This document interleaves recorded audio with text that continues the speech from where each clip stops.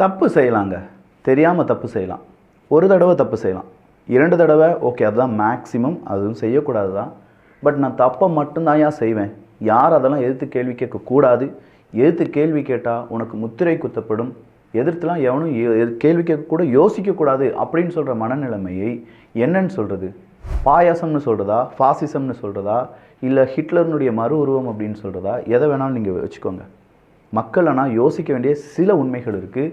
அந்த உண்மைகளை யார் மறைத்தாலும் கண்டிப்பாக இங்கே நடக்கக்கூடிய அரசியல் உண்மைகளாக இருந்தது என்றால் அது அரசியல் சதுரங்கத்தில் பகிரப்பட்டு வருகிறது, பகிரப்பட்டு வரும். அதில் எந்த மாற்று கருத்தும் கிடையாது. இது ஆழமான அரசியல் சதுரங்கம்.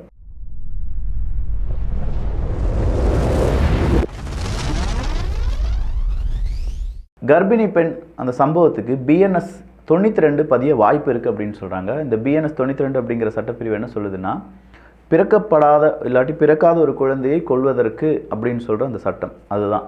அப்போ அந்த கயவன் மீது, ஏன்னா அந்த குழந்தை இறந்துருச்சு, இப்போ அந்த கர்ப்பிணி பெண் அந்த அக்காவுக்கு உயர் சிகிச்சை அளிக்கப்படுகிறது. உயர் சிகிச்சை அளிக்கப்படுகிறது அப்படின்னு சொன்னால் அவங்க கவர்மெண்ட் ஹாஸ்பிட்டலேருந்து ப்ரைவேட் ஹாஸ்பிட்டலுக்கு மாற்றப்பட்டிருக்கிறார்கள் அப்படிங்கிறது தான். அப்போது இதிலிருந்து ஒரு விஷயத்தை புரிஞ்சுக்கோங்க. ஈவன் அது கவர்மெண்ட் கேசஸாகவே இருந்தாலும் கவர்மெண்ட் ஹாஸ்பிட்டல் வச்சு பார்க்க முடியாது. புரிஞ்சுக்கோங்க ஐயா. இந்த திராவிடம் என்ன செய்தது? திராவிட கட்சிகள் இத்தனை வருடங்களாக ஆட்சி செய்தது என்ன செய்தார்கள்? இப்படி உயர்த்தி இருக்கிறார்கள், அப்படி உயர்த்தி இருக்கிறார்கள் அப்படின்னு சொல்கிற அந்த கணம் நீதிபதி அவர்களே, இங்கே நார்மலாக வரக்கூடிய பிரச்சனைக்கு கவர்மெண்ட் ஹாஸ்பிட்டலில் போய் ட்ரீட்மெண்ட் எடுக்க முடியாது. உயர் ட்ரீட்மெண்ட்டுக்காக நீங்கள் ப்ரைவேட் ஹாஸ்பிட்டலில் தான் நாடி ஆக வேண்டும் அப்படின்னு சொல்கிறது எந்த விதத்தில் ஐயா நியாயம்? அப்படின்னா இங்கே ஏழை எளியவர்களுக்கு நல்ல ட்ரீட்மெண்ட்டே கிடைக்காது, அப்படி தானே? கவர்மெண்ட் ஹாஸ்பிட்டல் ஓகே, ஓரளவுக்கு ட்ரீட்மெண்ட், அதுக்கு மேலேனா ப்ரைவேட் ஹாஸ்பிட்டல் அப்படின்னு சொல்கிற இந்த நிலைமை எப்போது மாறும்? இதை வச்சு அரசியல் அப்படிங்கிறதெல்லாம் செஞ்சுக்கிட்டே இருக்கீங்களே, நல்லா இருக்கா? 4 பேர் இதே மாதிரி பேச ஆரம்பிச்சிட்டாங்கன்னா உங்களுடைய உண்மை எல்லாமே தண்டவாளம் ஏறிடும் அப்படின்னு சொல்லுவாங்க தெரியுமா? அந்த மாதிரி ஆகிறாதா இல்லையா? சரி, அந்த பெண்ணுக்கு அந்த அக்காவுக்கு நல்லபடியாக ட்ரீட்மெண்ட் கிடைக்கட்டும், சீக்கிரமாக அவங்க ரிக்கவர் ஆகி வரட்டும். ஏன்னா 19 வருட கனவு அப்படின்னு சொல்கிறாங்க அந்த சிசுவை அவங்க சுமந்த அந்த தருணம் எவ்வளவு கனவுகள் இருந்திருக்கும். இந்த நாய் 4 மாதத்துக்கு முன்னாடி தாங்க ரிலீஸ் ஆகி வந்திருக்கான். ஒரு பெண்ணை கொன்றது அந்த வழக்கில் இவன் மேலே குண்டாஸ் போடுறதுக்கு ட்ரை பண்ணியிருக்காங்க. பட் இவன் ஒரு வாலிபன், அது இல்லாமல் படிப்பு படிச்சிருக்கான், அதனால் இவன் மேலே குண்டாஸ் போடக்கூடாது, அவனுடைய குடும்ப சூழ்நிலையை காண்பித்து அவனுக்கு குண்டாஸ் போடாமல் விட்டுருக்காங்க. சார், போராடக்கூடிய மக்களுக்காக போராடக்கூடிய விவசாயிகளுக்காக போராடக்கூடிய நபர்கள் மீது குண்டாஸ் போடுறாங்க. அது சர்வசாதாரணமாக போட்டு விட்டுறாங்க. இங்கே பத்திரிகையாளர் அப்படின்னு சொல்லி எத்தனையோ பேர் ஊரை ஏமாற்றிட்டு இருக்கும்போது கொஞ்சம் விழிப்புடன் இருக்கிறதுக்கு சில நியூஸஸ், தப்பே செஞ்சிருந்தாலும் சில நியூஸஸ், சவுக்கு சங்கர் சொன்னதெல்லாம் நிறைய நல்லது இருந்திருக்கு. ஆனால் அவருக்கு எதிராக 2 குண்டாஸ் போட முடியுது. ஆனால் இப்படிப்பட்ட இந்த நாய்களுக்கெல்லாம் குண்டாஸே போடாமல் வெளியில் திறந்து விட்டுருக்கீங்க. 4 மாதங்களில் அடுத்த தவறை செஞ்சுருக்கான். அதுக்கு 2 வருஷத்துக்கு முன்னாடி ஒரு தவறை செஞ்சுருக்கான். 11 மாதங்கள் சிறை தண்டனை அனுபவிச்சிருக்கான். மறுபடியும் ஜாமீனில் வந்திருக்கான். மறுபடியும் தப்பு செஞ்சுருக்கான். மறுபடியும் 4 மாதங்கள் ஜாமீனில் வெளியில் வந்திருக்கான். இப்போ மறுபடியும் தப்பு பண்ணியிருக்கான். இவனை மாதிரி ஆட்களை ஏன் சார் இன்னும் தண்டிக்க முடியாமல் இருக்கும்? நம்ம எந்த காலத்தில் வாழ்ந்துட்டுருக்கோம்? உண்மையிலேயே நம்ம இந்த நவயுக காலம் அப்படின்னு சொல்கிற காலத்தில் தான் வாழ்ந்துட்டுருக்கோமா, இல்லை இன்னும் கற்காலத்தில் தான் வாழ்ந்துட்டுருக்கோமா? ஒரு மாயை தானா இது எல்லாமே? வாவ், நல்ல லைட்டு, நல்ல கேமரா, சோனி கேமரா அப்படின்னு சொல்கிற இதெல்லாம் நியூ டெக்னாலஜியாக மாறிடுச்சு. ஆனால் நம்முடைய சட்டம் இன்னும் அப்படியே தான் இருந்துகிட்ருக்கு அப்படிங்கிறதுல எந்த மாற்றமும் கிடையாது.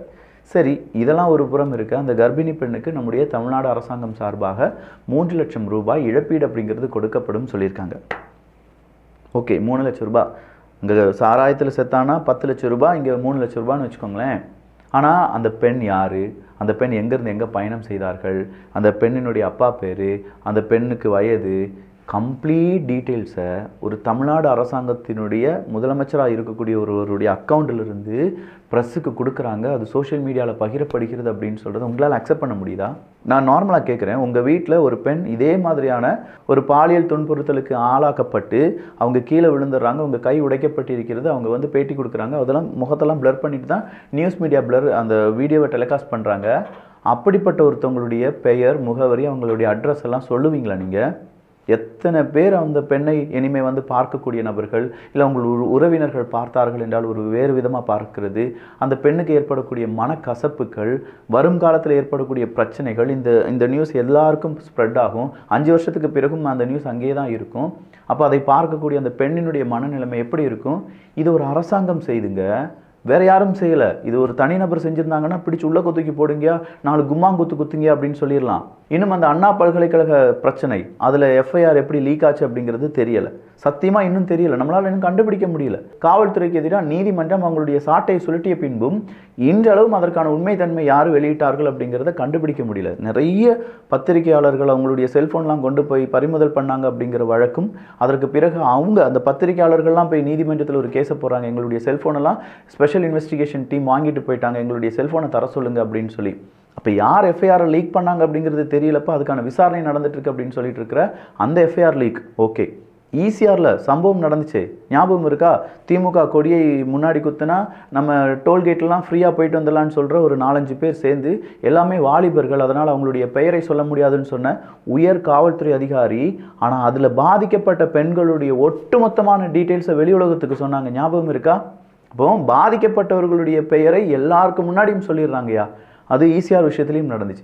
இப்போ அதே மாதிரி பாதிக்கப்பட்ட ஒரு கர்ப்பிணி பெண்ணுடைய கம்ப்ளீட் டீட்டெயில்ஸ் வெளியே வருது. இது அதிமுக தட்டி கேட்குறாங்க, என்னையா ஒரு நியாய தர்மம் வேண்டாமாயா? பாதிக்கப்பட்டவனையே பிடிச்சு அடிச்சுக்கிட்டே இருந்தீங்கன்னா, அங்கே அந்த ஹேமந்த் அப்படிங்கிற அந்த நாய் இருக்கான்ல, அவனுடைய டீட்டெயில்ஸ், அவன் என்ன செஞ்சுருக்கான், அதை பற்றி ஏதாவது டீட்டெயில்ஸை வெளியில் சொல்ல வேண்டியதானே? அவனுடைய ஃபோட்டோ இதுதான், அவனுடைய குடும்பம் இதுதான், இப்படி ஒருத்தனை பெற்றது, இப்படி பெற்றவங்க ஓகே, குடும்பத்தினுடைய பெயர் வரலனா கூட ஏன் இப்படி பாதிக்கப்பட்டவங்களுடைய குடும்ப பெயர், அவங்களுடைய அட்ரஸ் எல்லாத்தையுமே தெருவில் விட்டுறீங்க? அப்போ யார் பாதிப்படைஞ்சாலும் பயமாக இருக்கா இல்லையா? எங்களுடைய பெயர் எல்லாமே வெளியில் வந்துச்சு, எங்களுடைய குடும்ப பெயர் எல்லாமே வெளியில் வந்துருச்சுன்னா நாங்கள் என்னையா இப்படி என்ன பாவம் செஞ்சோம்? தப்பு செஞ்சவன் ஒருத்தன், தண்டனை எங்களுக்கு, பாதிக்கப்பட்டவங்களுக்கு. மறுபடியும் தண்டனையிலேருந்து இழப்பீடு தருகிறோம் அப்படிங்கிற பெயரில் மறுபடியும் ஒரு தண்டனை 3 லட்சம் ரூபாயும் கொடுத்துக்கிட்டு, இதுதான் இவங்களுடைய அட்ரஸ், இதுதான் அவங்களுடைய பெயர், இவ்வளோ ட்ராவல் பண்ணாங்க, கம்ப்ளீட்டாக போட்டு வச்சுருக்கீங்களேயா? இதை யார் செய்கிறாங்க? இதெல்லாம் முதல்வருக்கு தெரிஞ்சு தான் நடக்குதா, இல்லை தெரியாமல் இதெல்லாம் செஞ்சிட்டு இருக்காங்களா, இல்லை நாங்கள் இப்படி தாண்டா செய்வோம், இந்த மாதிரி தப்பு யார் இங்கே பாதிக்கப்பட்டாலும் அவங்களுடைய டீட்டெயில்ஸ்லாம் வெளியில் விடுவோம், யார் இதை எதிர்த்து கேள்வி கேட்டுருவா அப்படிங்கிற அந்த மமதையா? இது என்னன்னு புரியலை. மக்களாகிய நீங்கள் தான் இதுக்கெல்லாம் யோசனை செய்யணும், இல்லாட்டி நீங்கள் இதை பற்றி 4 பேர்கிட்ட டிஸ்கஸ் பண்ணணும். பாதிக்கப்பட்டவர்களுடைய பெயர் சும்மா எல்லாருக்கும் தெரிகிற மாதிரி வீசி எறியப்படுகிறதே.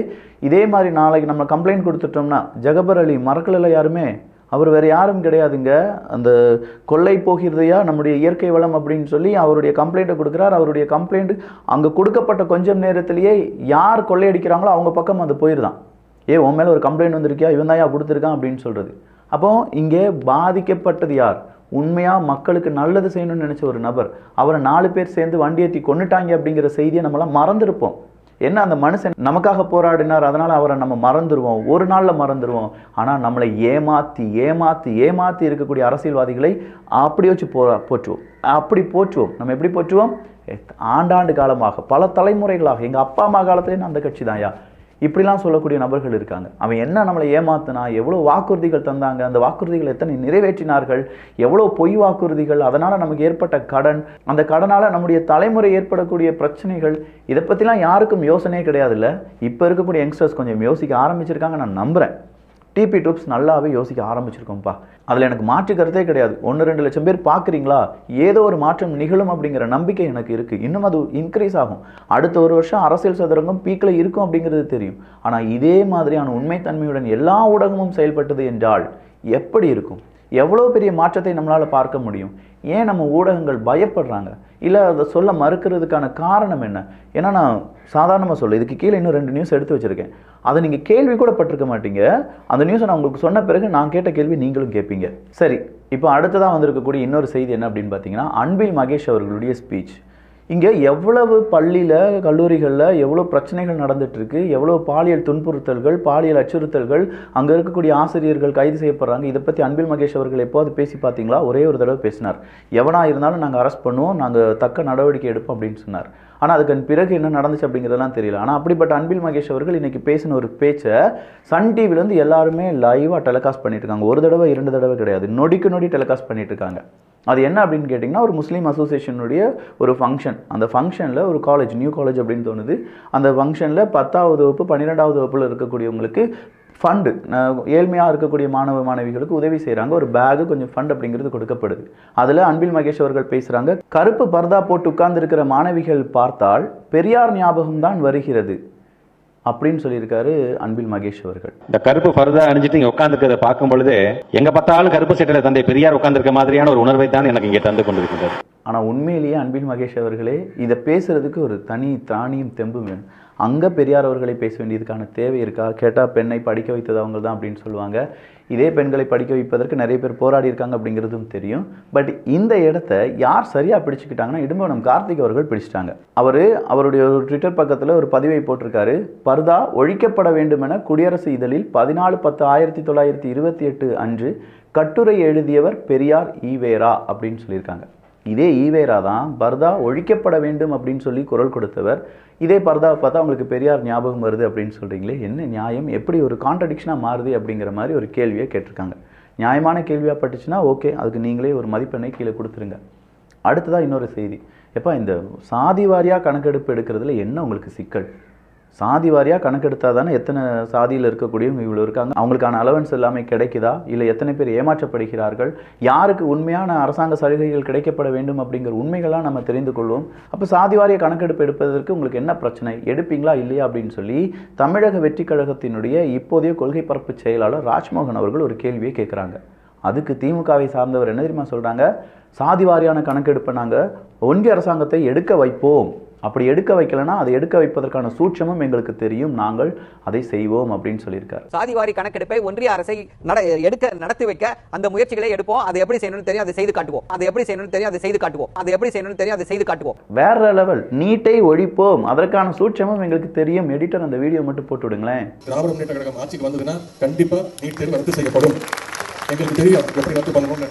திராவிட முன்னேற்ற கழகம் ஆட்சி வந்துச்சுன்னா 100% தமிழ்நாட்டில இருந்து நான் நீட் தேர்வை அடியோட ஒழிச்சு கட்டுவேன். அடுத்ததா ராமதாஸ் அவர்களுடைய ஒரு கேள்வி, அதுவும் நியாயமான கேள்விதான். ஏற்காடு அரசு பள்ளியில் 10 மாணவிகளுக்கு பாலியல் கொடுமை. சாதாரண விஷயம் கிடையாதுங்க. 10 மாணவிகள் 10வது வகுப்பு 12வது வகுப்பு படிக்கக்கூடிய 10க்கும் அதிகமான மாணவிகளுக்கு பாலியல் தொல்லை கொடுத்து ஒரு ஆசிரியரை கைது பண்ணியிருக்காங்க. இன்னைக்கு அதே மாதிரி லட்டு கொடுத்து ஒரு மாணவியை ஒருத்தன் பாலியல் துன்புறுத்தல் செய்திருக்கிறான் அப்படிங்கிற ஒரு செய்தி, அதுவும் ஒரு ஆசிரியர் தான் அப்படி வந்திருக்கு. இப்படின்னு சொல்கிற ஏகப்பட்ட செய்திகளை கடந்து போயிட்டே இருக்குமே, தமிழ்நாட்டில் தான் இருக்குமா அப்படிங்கிற ஒரு பயம் வந்து கொண்டிருக்கிறது. இதற்கான நடவடிக்கை தமிழ்நாடு அரசாங்கம் எடுக்காதா அப்படிங்கிற ஒரு கேள்வியே கேட்டிருக்கார். இதெல்லாம் விட ஒரு பெரிய நாடகம் ஒன்று அரங்கேறிச்சு. நீட்டு எதிர்ப்பு, அனிதா உயிரை உங்களை விட்டுட்டாங்க, எனவே அனிதாவுக்காக நாங்கள் குரல் கொடுக்கிறோம் அப்படின்னு சொல்கிற அந்த டிராமாவிலிருந்து அப்படியே நீட் எதிர்ப்பு, நாங்கள் நீட்டு விலக்கு வாங்கி தந்துடுவோம், நீட் உடனடியாக கையெழுத்து ரத்தாகும் அப்படின்னு சொல்கிற அந்த ஒரு மிகப்பெரிய ட்ராமா இருக்குல்ல, அது கடைசியாக உடஞ்சிருச்சுன்னு வச்சுக்கோங்க. மத்திய அரசாங்கம் நினச்சாதான்ப்பா நீட்டை ஒழிக்க முடியும், அப்படி இல்லைனா இந்தி கூட்டணி அங்கே ஆட்சி அமைக்கணும், அப்படி ஆட்சி அமைத்தால் நாங்கள் நீட்டை ஒழிப்போம், அப்படி இல்லைனா ஒழிக்க முடியாது, அதற்கான முயற்சிகளை எடுத்துக்கொண்டே இருப்போம் அப்படின்னு சொல்லி மு.க. ஸ்டாலின் அவர்களே சொல்லிட்டாங்க. அதுவும் சட்டசபையிலே சொல்லிட்டாருன்னு வச்சுக்கோங்க. அதே மாதிரி ஒரு வாக்குறுதி கொடுத்தாங்க, மாணவர்களுடைய கல்வி கடனை இல்லாமல் செய்து விடுவோம் அப்படின்னு சொன்னாங்க. ஆனால் அதே கல்வி கடனை யாருக்கெல்லாம் இல்லாமல் செஞ்சாங்க தெரியுதா? மைனாரிட்டியாக இருக்கிறவங்களுக்கும் கிறிஸ்துவ மைனாரிட்டியாக இருக்கிறவங்களுக்கும் கல்வி கடன் ரத்து அப்படிங்கிறத அறிவிக்கிறாங்க. வெறும் 45 கோடி ரூபாய் அப்படின்னு சொல்லி அண்ணாமலை அவர்கள் ஒரு கணக்கு காண்பிக்கிறார். எங்க 5000-6000 கோடி ரூபாய் மாணவர்களுடைய கல்வி கடன், எல்லாருடைய கல்வி கடன் தான் ரத்துன்னு சொல்லி நீங்கள் தேர்தல் வாக்குறுதி கொடுத்தீங்க. இப்போ என்ன சிறுபான்மையினர்கள் அப்படின்னு மட்டும் ஒரு 45 கோடி ரூபாய் மட்டும் ரத்து பண்ணியிருக்கீங்க அப்படின்னு சொல்லி அண்ணாமலை அவர்கள் கேட்டாங்க. அப்போ கல்வி கடனை ரத்து பண்ணுவோம் அப்படின்னு சொல்லி நமக்கு வாக்குறுதி கொடுத்தது யாரு? நம்மை ஆட்சி செய்யக்கூடிய திமுக அரசாங்கம். அதை நம்பி எத்தனை பேரண்ட்ஸ் அவங்க ஓட்டு போட்டிருப்பாங்க நீங்களே யோசிச்சுக்கோங்க. இன்னைக்கு கல்வி கடனுக்காக வங்கி கணக்கு லாக், உயிரை விட்ட தாய், கடன் ரத்தாகும் என்று நம்பி ஏமாற்றம், இதுதான் கொலை. இதை நம்ப வச்சு ஏமாற்றி கழுத்து இருக்கிறது அப்படிங்கிறது. எங்க கடன் ரத்தாகும் அப்படிங்கிற நம்பிக்கையில் வாக்குறுதி கொடுத்துருக்கீங்க அரசியல்வாதிகள் அப்படிங்கிற நம்பிக்கையில். எப்படி நீட்னால் ஒரு குழந்தையினுடைய உயிர் போச்சோ அதே மாதிரி அதே மதிப்பு இருக்கக்கூடிய ஒரு உயிர் தான் இந்த தாயினுடைய உயிர். கடன் ரத்தாகும், என்னுடைய குழந்தை கல்விக்காக வாங்கின கடன் ரத்தாகும் நம்பிட்டு இருந்த அந்த பெண்ணுக்கு ஏமாற்றம் வருகிறது. இன்னைக்கு அவங்க இறந்துட்டாங்க. இதுக்கு யார் பதில் சொல்ல போறீங்க? இதை ஒரு அரசியலாக செய்யணும்னு நான் சொல்லலை, ஆனால் இதே மாதிரி எத்தனை பேரண்ட்ஸ் பாதிப்படைஞ்சிருப்பாங்க. நான் அந்த பேரண்ட்ஸ் பக்கத்துலேருந்து யோசிக்கிறேன், அந்த மாணவர்கள் பக்கத்துலேருந்து யோசிக்கிறேம்மா, திமுக ஓட்டு போடுமா, ஆளும் கட்சி வந்துச்சுன்னா ரத்து ஆயிருமா கடன் அப்படின்னு சொல்லி அவங்க யோசிச்சிருப்பாங்க, ஓட்டு போட்டிருப்பாங்க. அங்கே இருக்கக்கூடிய மாணவர்கள் பெரிய அளவில் கனவுடன் இருந்திருப்பாங்களே, அந்த கனவுலாம் நீங்கள் அடித்து சாச்சிட்டிங்களேயா, ஒரு உயிர் போயிடுச்சு, யார் பதில் சொல்லுவா? இது இன்னைக்கு பாலிமர் நியூஸில் வந்த செய்தி. ஒரு செய்தியை தான் நம்ம பார்த்துட்டு இருக்கோம். இதே மாதிரி எத்தனை செய்திகள் வந்து போனது அப்படிங்கிறது நமக்கு தெரியாது. ஏன்னா ஊடகம்னு ஒன்று இருந்தால் தானே இந்த மாதிரி செய்தியெல்லாம் போட்டு டிபேட் பண்ணுறதுக்கு. இதை விட ரொம்ப முக்கியமான ஒரு செய்தி இருக்குது. பொங்கலுக்கு நம்ம கரும்பு சாப்பிட்டோமா? யாரெல்லாம் கரும்பு வாங்குனீங்க? நமக்கெல்லாம் சேர்ந்து ஒரு செய்தி, 40 கோடி ரூபாய் அளவுக்கு பொங்கல் கரும்பை ஏமாற்றம் செய்திருக்கிறார்கள் அரசு அதிகாரிகளும் அங்கே இருக்கக்கூடிய ஏஜென்ட்ஸும். இதை நான் சொல்லலை, பொங்கல் அந்த நம்ம கரும்பு கொடுத்த விவசாயிகள் அலைஞ்சிட்டு இருக்காங்க. ஒரு கரும்புக்கு வெறும் 15 ரூபாய் தான் எங்களுக்கு கிடைச்சிச்சு, 40 கோடி ரூபாய்க்கு அளவுக்கு மேலே திருடிட்டாங்க, எங்களுக்கு நியாயத்தை தாங்கப்பா, எங்களுக்கு நீதியை தாங்க அப்படின்னு சொல்லி நம்முடைய விவசாயிகள் ஒரு வழக்கை தொடர்ந்து இருக்கிறார்கள். இதை ஒருத்தன் ஃபேக்ட் செக் பண்ணி போட்டானா எப்படி இருக்கும்? வேறு லெவலில் இருக்குமா? எத்தனை கரும்பு வாங்கினீங்க ஈஸியாக டேட்டா இருக்கும். ஏன்னா தமிழ்நாடு அரசாங்கம் இதை விநியோகம் செஞ்சுருக்கு, வேறு யாரும் கிடையாது. அப்போ டேட்டா அவங்க கையில் இருக்குது. எத்தனை ரூபாய்க்கு வாங்கியிருக்கீங்க, எந்தெந்த ஏஜென்ட் இதில் இருந்திருக்காங்க, எந்தெந்த அரசு அதிகாரிகள் இதுக்கு பின்னாடி இருந்திருக்காங்க. சும்மா ஒரு 1/2 மணி நேரம் உங்களுடைய மீடியா பவரை பயன்படுத்தி இது ஃபேக்ட் செக் பண்ணி, ஆமாம் 40 கோடி ரூபாய் ஊழல் நடந்திருக்கு, இந்த அரசு அதிகாரி இந்த ஏஜென்ட் தான் செஞ்சிருப்பான்னு சொல்லி இந்த மக்களுக்கு நீங்கள் காண்பித்தீர்கள் என்றால் நீங்கள் உண்மையான ஊடகங்கள். இல்லை ஒரு டிபேட்டை நடத்துங்க.